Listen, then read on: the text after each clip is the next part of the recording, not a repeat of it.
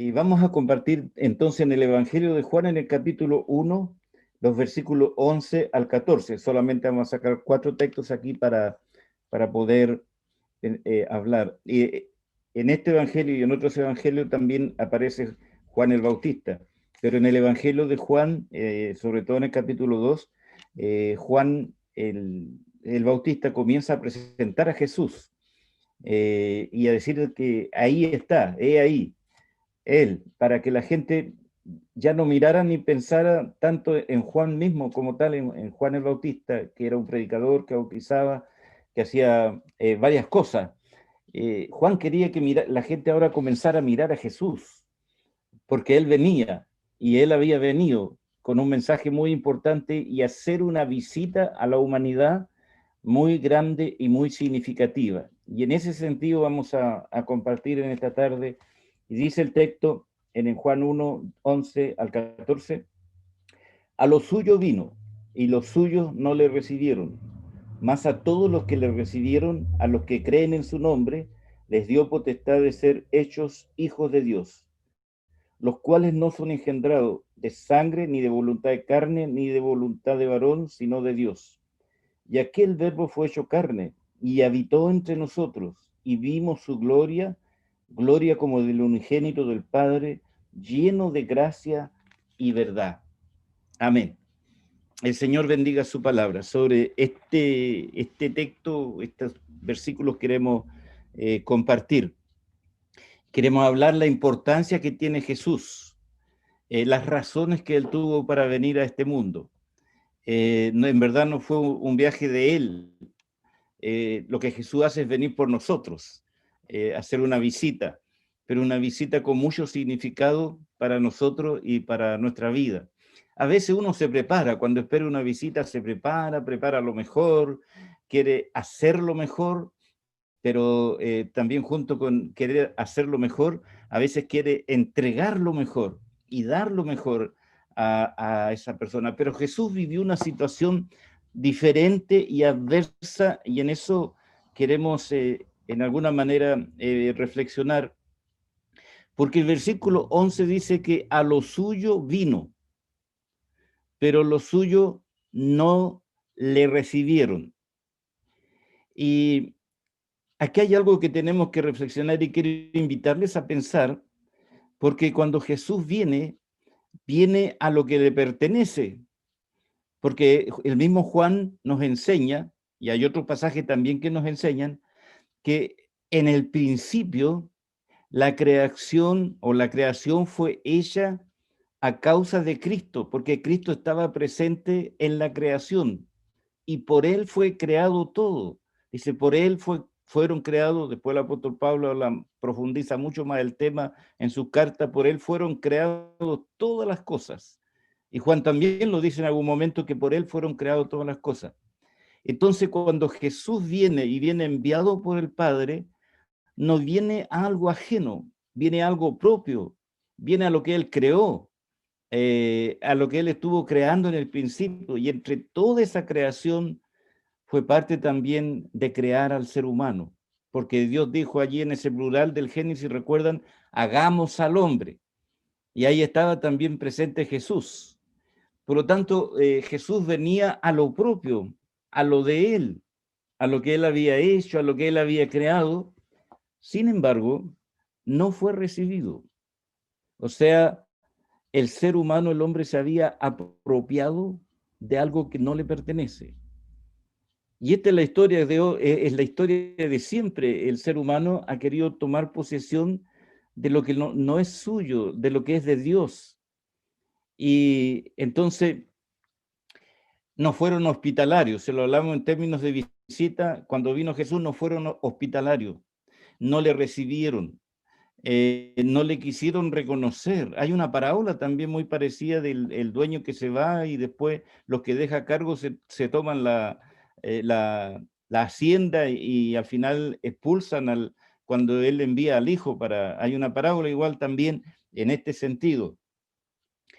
¿Qué había pasado con esa creación, con eso propio de él que había estado en el principio? Juan parte en el versículo 1 diciendo que En el principio Él estaba, pues está justamente recordando eso.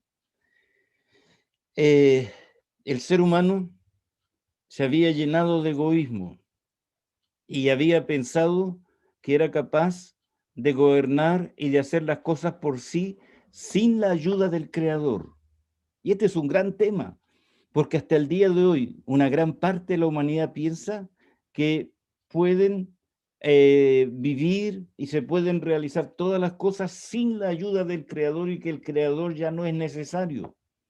Incluso algunos filósofos llegaron a decir que Dios había muerto, que ya no era necesario porque el hombre había entrado en una etapa madura, adulta y podía vivir por sí solo. Entonces Jesús viene y se encuentra con esta realidad y con esta enorme dificultad de que su propia creación no le quiere recibir y su propia creación le desconoce y lo va a dejar en alguna manera fuera de su vida. La gente comienza entonces a no aceptar a Jesús y a no aceptar lo divino, lo que viene de parte de Dios, que había estado, como ya dijimos, allí en la creación. Este viaje de Jesús, esta venida de Jesús, es la visita más grande que Dios ha hecho a la humanidad. No hay otra igual. En el Antiguo Testamento hay muchas manifestaciones de Dios.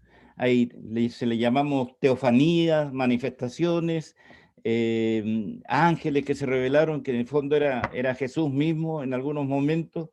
Habían habido muchas visitas en el Sinaí, Dios se había manifestado de una forma increíble, Yahvé, a Moisés. Pero la venida de Jesús es lo más grande que Dios había enviado, la visita más grande y más importante de la humanidad para que Él había venido. Pero en esa visita y en la más importante no se le recibe, se le desconoce y se le deja fuera. Y al final los judíos van a terminar completamente rechazándolo y dejándolo fuera de sus vidas. Eso dice el versículo 11, pero el versículo 12 es un versículo tremendo para cada uno de nosotros, en el cual tenemos que sentir toda la belleza de ese texto, cuando habla ahí que a los que le recibieron, porque hubo muchos que también sí le recibieron, y a los que le recibieron, dice, a los que creen en su nombre, les dio potestad de ser hechos hijos de Dios. El Señor vino para ser parte de nuestra vida, para intervenir nuestras vidas, en el sentido de traernos vida eterna, traernos salvación, traer buenas nuevas a todos y a cada uno de nosotros, traer buenas nuevas, un mensaje de mucha, mucha esperanza. Pero hay un acto voluntario. Dice, a los que creen en su nombre, o a los que creyeron en su nombre, si lo miramos desde antes, mirando hacia atrás, hacia el pasado, o a los que creemos en el día de hoy, les dio la potestad de ser hechos hijos de Dios. Aquí hay un cambio muy grande y muy significativo. Es un acercamiento tan grande y tan profundo que ahora ya no se es solamente creación de Dios, que cambia la figura, ahora se pasa a ser hijo de Dios. Ser creación es muy distinto a ser hijo de Dios, porque la creación es el resultado de algo que Dios ha hecho en favor nuestro. Pero el ser hijo de Dios se pasa a tener parte activa en los planes y en lo que Dios tiene para nuestras vidas. Y ahí se hace una gran diferencia entre ser creación de Dios y ser hijo de Dios. Y Jesús lo que quería era que se creyese en Él para ser hijo de Dios, porque al ser hijo de Dios se toma la vida cristiana en propiedad y bajo la dirección y bajo la bendición de Él. Ser hijo de Dios significa que ahora ya no tenemos que luchar por nosotros solos, sino que Dios como Padre se va a preocupar de nuestras vidas, se va a preocupar de cada uno de nosotros.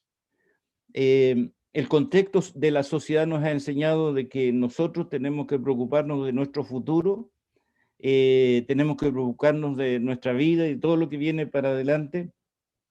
Pero en esta intervención de Jesús, al transformarnos en hijos de Dios, lo que nos dice es que ahora tenemos un Padre y en ese Padre es en quien tenemos que confiar.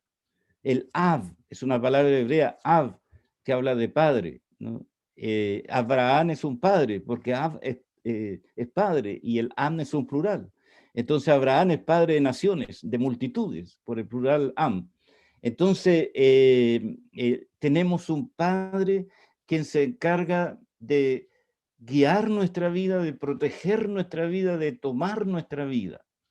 Por eso el apóstol Pablo en Romanos 8 dice que ya ni lo alto, ni lo bajo, ni lo profundo, ni ninguna otra cosa que creado, ninguna otra cosa que existe nos podrá separar del amor de Dios que es en Cristo Jesús. Y en alguna manera está pensando en este texto. Y hermano, qué importante es esto para nuestros días, para nuestro tiempo. Hoy día donde hay temor, donde hay ciertos miedos, donde hay inseguridad con el tema de la pandemia, los temas que suceden a nivel mundial generan muchas cosas, pero esto de pasar a ser hechos hijos de Dios es un texto, yo creo que emblemático para nuestros días. Aprender y saber que tenemos un Padre que no nos va a dejar, que siempre va a estar preocupado de nuestras vidas, de cada uno de nosotros. Él va a ser nuestro sustento, como sustentó al pueblo por 40 años en el desierto, donde no había ninguna posibilidad de producir nada. Allí Dios sustentó a su pueblo. Entonces, pasaron, les dio potestad, dice, la potestad se habla mucho, la potestad es un término legal. No necesariamente tiene que ver con autoridad, porque hay una palabra griega de potestad que habla de autoridad, sino aquí de derecho.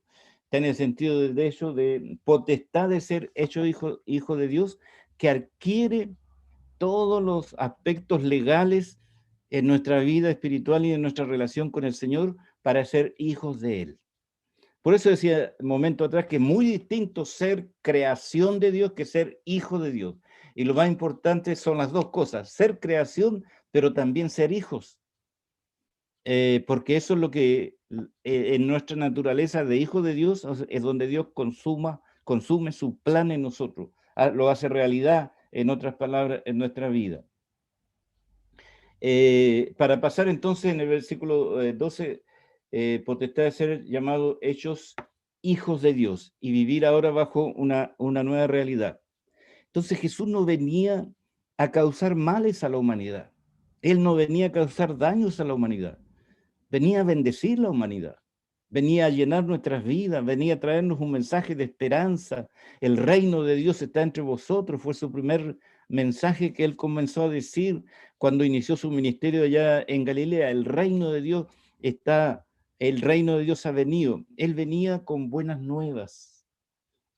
Hay y en esos días mucha gente pensó que Jesús no era la persona más esperada. Los fariseos, muchos le rechazaron desde el comienzo, pero Él vino para eso, vino para bendecir nuestras vidas, vino a entregarnos aquello. Y dice el versículo 13 que estos hijos no son engendrados ni de sangre, porque no está hablando de una naturaleza humana, sino el sentido, toda la fuerza de lo que significa vivir y establecer esta relación con Dios, aprender a acunarnos, a protegernos y a vivir siempre en la confianza de que Dios está, de que Dios es real, de que Él está trabajando en nuestra vida y nos está guiando siempre en una fortaleza increíble. Siempre Jesús tuvo más problemas con los fariseos y a ellos a veces les habló duro, pero a la gente que le escuchaba, a quienes se acercaba para hablarle, como a los discípulos, como a personas enfermas, siempre les estuvo hablando de lo que él había venido a hacer.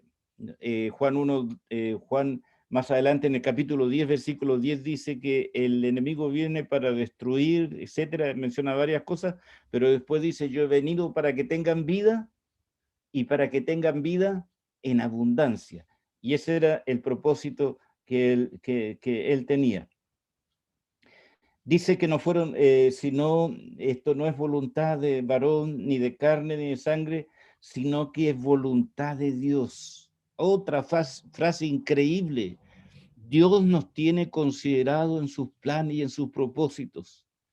¿Quién va a pensar que el Dios tan grande que creó todo lo que existe, que es soberano, que es inmensamente grande, nos tenga considerado en su plan, a nosotros siendo en la condición humana, de desobediencia, de una naturaleza afectada, siendo pecadores, todo eso, Él nos tiene considerado dentro de su voluntad y nos ha llamado para ser sus hijos y ha compartido todas sus bendiciones con nosotros.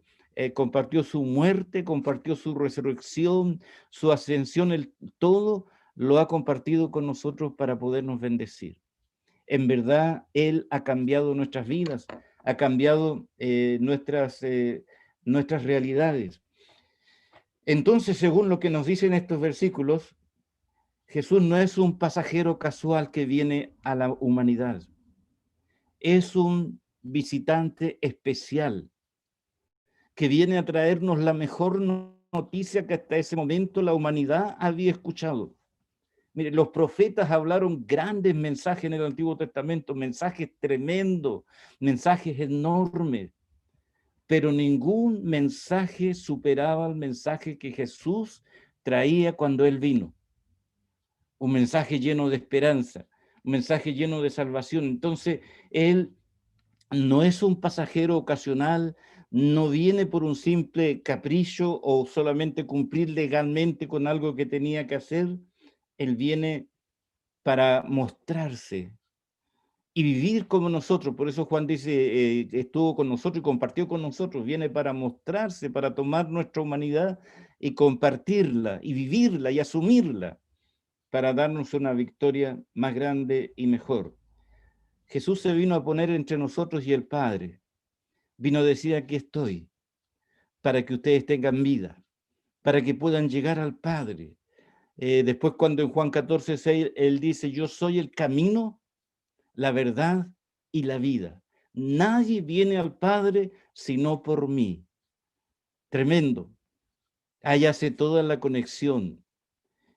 No siempre valorizamos lo que Dios ha hecho, pero lo que Dios realmente ha hecho por medio de Cristo Jesús es muy grande, muy hermoso, es muy maravilloso y es muy importante para nuestras vidas, porque nos está conduciendo a descubrir cada día cosas más grandes. ¿Se acuerdan que cuando Jesús nació, el Evangelio de Mateo dice que el que nos está visitando es Emanuel? Emanuel, el nombre de Emanuel, el nombre hebreo Emanuel. Y Emanuel significa nada más, nada menos que Dios con nosotros. Dios con nosotros.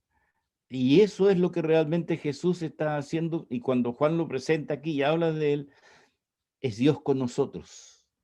En un acercamiento tan grande y tan profundo, con el propósito de rescatar y de bendecir cada una de nuestras vidas. Dice también el versículo 14, que es el último que leímos, dice, y aquel verbo fue hecho carne, y ahí dice, habitó entre nosotros. Qué lindo. Habitó entre nosotros. Eso está en Filipenses capítulo 2 también, donde dice que Él se despojó, dejó toda su naturaleza divina, se despojó y se humilló, y sigue narrando ahí Filipenses. Pero, ¿qué significa que Cristo habitó entre nosotros? Significa que Él entregó lo máximo. Significa que Él entregó todo. Porque Él no tenía ninguna otra razón para despojarse de su naturaleza divina si no fuéramos nosotros. Y a causa de nuestra condición difícil de restauración hacia Dios, Él entonces decidió venir. Y por eso dice Emmanuel, o Dios con nosotros. Pero el mundo en una rebelión no le quiso recibir. Lo que dice ahí Juan, pero sí algunos le recibieron. Y los que le recibieron les cambió la vida, porque pasaron a ser hechos hijos de Dios. Él les tomó, nos dio una nueva identidad, una nueva realidad.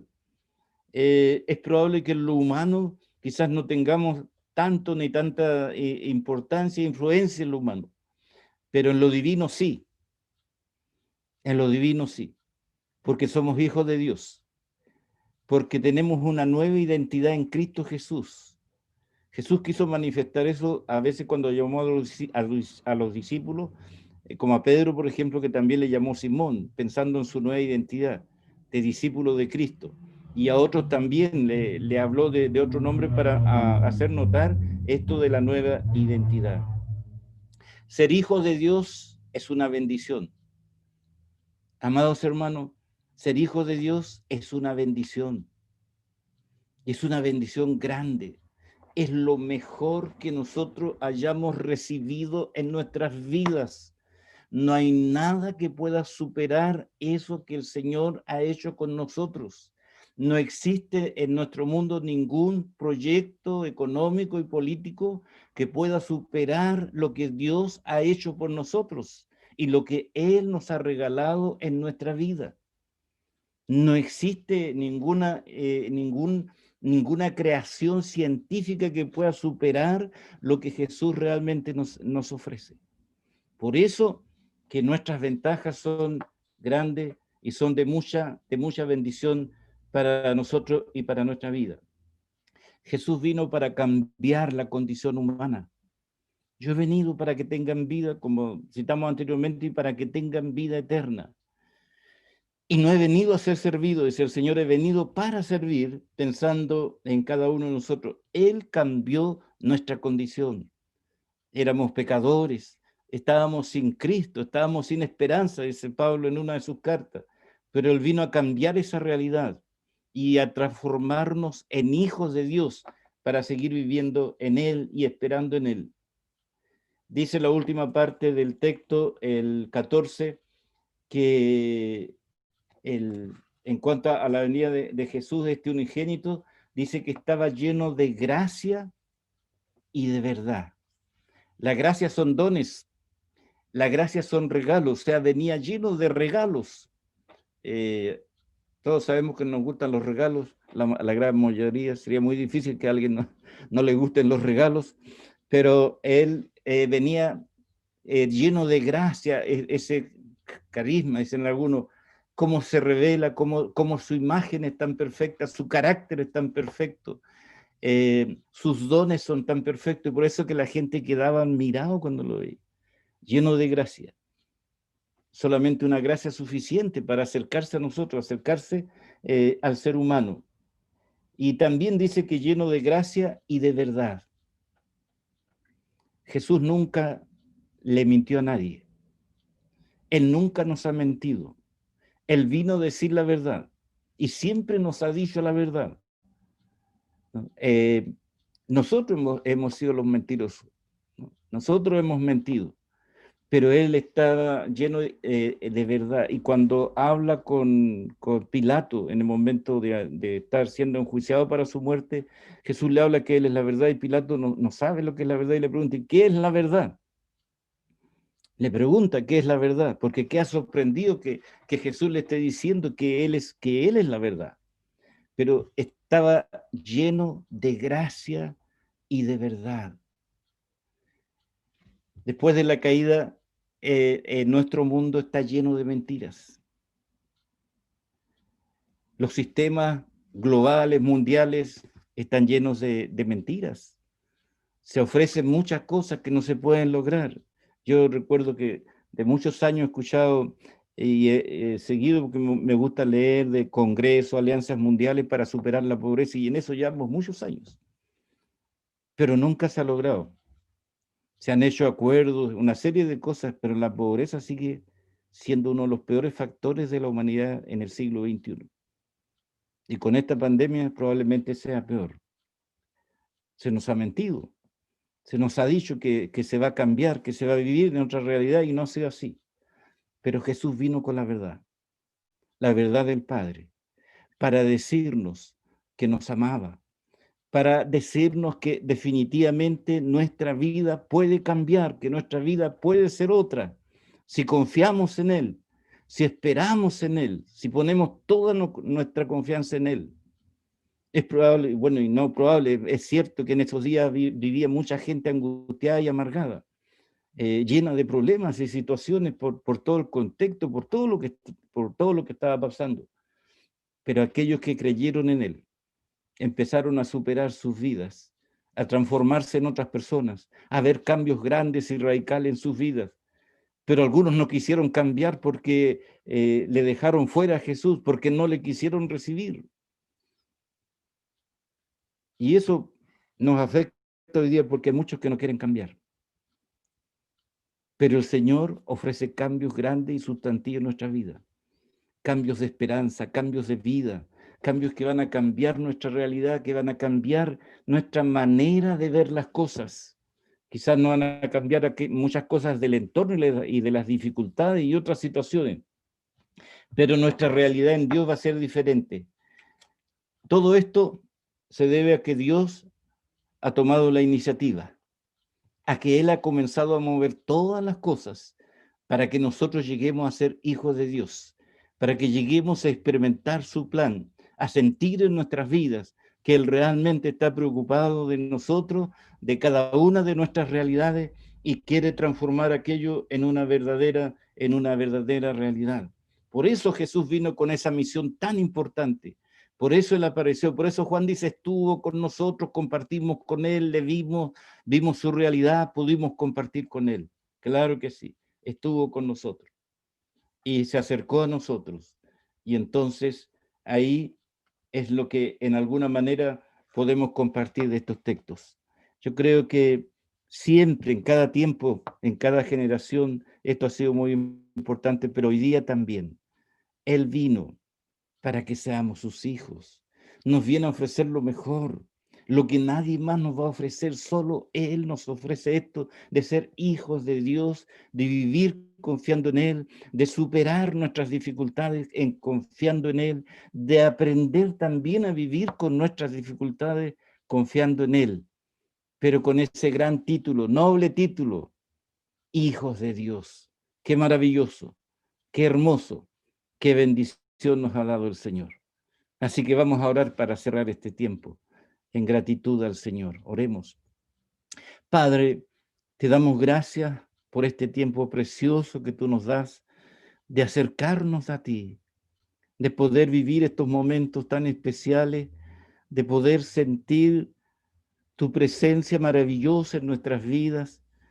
Gracias por haber visitado nuestra humanidad y gracias por hoy ser parte de nuestra vida, por habernos llamado para ser tus hijos, estando en condiciones que no éramos dignos, pero tu amor sobrepasó todas aquellas barreras y nos ha llamado y nos ha atraído hacia ti para estar en este tiempo, en esta condición maravillosa de ser tus hijos, no para vanagloria, no como resultado de nuestro esfuerzo, sino por tu infinita misericordia, por tu infinito amor, por tu infinita grandeza. Señor, bendice a todos los que están compartiendo estos momentos. Bendice para que este sea un tiempo de descubrir esta verdad y esto tan maravilloso, esto tan grande de que tú viniste, pero aún en nuestros días estás con nosotros a través de tu espíritu. Tu presencia se hace real en nuestras vidas para comprender esto tan maravilloso de ser tus hijos, de ser hijos con toda la legalidad de aquello que tú has establecido para nuestras vidas. Bendice, Señor, a cada uno de los auditores en este momento, a cada uno de los que escuchan, para que sus vidas puedan ser llenas y pueda haber un entendimiento de tu palabra. Señor, gracias, muchas gracias. Solo en medio de nuestra condición hoy humana, solo podemos darte gracias por ser tus hijos y expresar nuestra gratitud y expresar nuestro agradecimiento y decirte gracias, gracias por habernos visitado y gracias por habernos mostrado tu amor tan grande. En el nombre de Cristo Jesús. Amén. Amén.